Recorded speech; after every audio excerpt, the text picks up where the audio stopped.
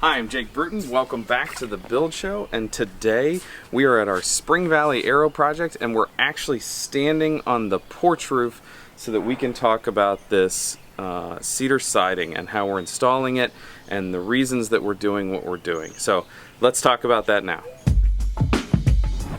Okay, so any conversation with siding or involving siding is gonna start for me with how are we managing water. So let's talk about the specific assembly behind this cedar siding.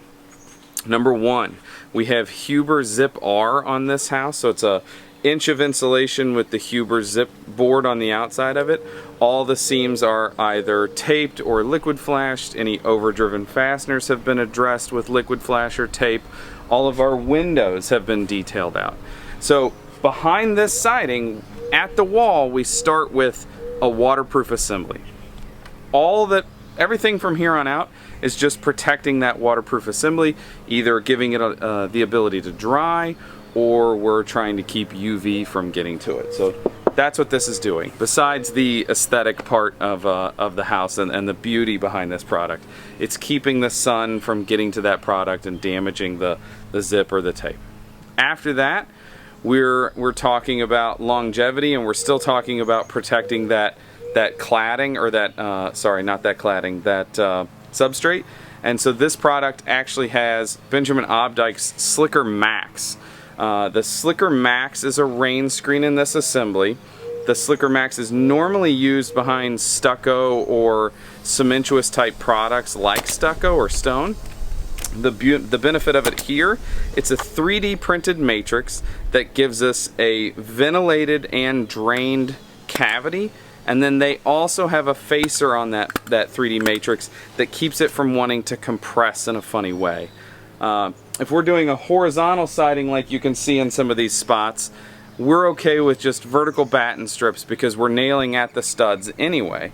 The second you turn the orientation of your cladding vertical, the problem becomes how do we attach that with batten strips, and then we're running things at an angle, and the Obdike Slicker Max it takes care of that. It resolves that problem for us. We don't have to worry about the product and how we're gonna have nails showing in funny ways or anything like that. So now we're all the way out and we're ready to install our cladding. So what we are using here is a Western red cedar that we got from a local lumberyard, Meeks, and they were able to help us with this specific product. It's a nickel gap 5/8 by 5.5, and it's really pretty special. First, it's really aesthetically pleasing because it's a really pretty clean product, but it is a vertical grain clear heart, which means it is the absolute top pinnacle of what we're going to be able to get out of Western red cedar. You can see that it's almost entirely knot and grain free. They cut, if you picture the board like this, the grain runs vertically through it. They slice it in a specific way out of a tree, and that gives you the most stable piece that you can possibly have. So we're going to have as little movement as possible from a board standing, and then we're going to have as few grain and knots, and I think that that's just really aesthetically pleasing. Next, because we're doing it with a shiplap, or this nickel gap rather, we're going to use a fastener on the surface. And so you're going to see the nail. It's not like a lap siding where the next piece covers. So we've had to be very particular as to what nails we choose. So we're using a stainless steel fastener that also has a stainless steel clip, so the pieces that hold the nails together don't embed in the wood and then rust over time, causing those leach marks that you see sometimes in siding. Or if you've ever seen a fence that was stapled up, that product, those staples will leach and rust over time. So we've been very particular about what product we've picked here. Next, you can see we have a little bit of a white line that's still showing. We're also taking great care because you can see the fasteners in where we place the fasteners. So we're using a white chalk line because that white will wipe off. So it's not a permanent chalk. If you use a blue or red or a black, you can't chalk that out. We'd have to put little bitty pencil marks all the way across there. We've also taken the time to make a spacer board that goes on before you nail.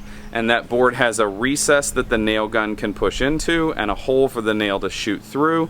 And so these fasteners are not being driven all the way by the nail gun. There's too much inconsistency in the gun, in the nailing substrate, and in the compressor for us to do that. By creating that spacer that holds the gun out, that overdriven fastener is not an issue, and we're able to come back and finish each one of those nails by hand. Yes, it's a lot of effort, but this is a really craftsman-oriented product. We're not just going to tack this up like vinyl siding. We're not just going to nail this up even like the lap siding. There is more care, more attention to detail. This is a showpiece of the house. We don't mind adding some extra effort to make sure that the clients are really happy and that the outcome is really, really pretty. So we've chosen our board specifically for this house. We've chosen how we're going to mount it. We've chosen the products that are going to go behind it.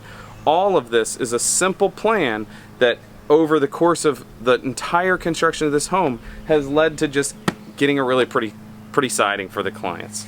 So I want you to make sure that you're considering the assembly before you pick the siding. I want to make sure that you're considering the fasteners if they're going to be exposed, and your installation process, because those are the things that lead to the final product being an A+ install. So thank you for watching me on the Build Show. I want to remind you, we have Wade Paquin, Brent Hull, Steve Basic, and the illustrious Matt Reisinger all publishing videos on the Build Show Network every week. I want to make sure that you follow those guys on Instagram and myself on Instagram. It's Jake.Bruton on Instagram.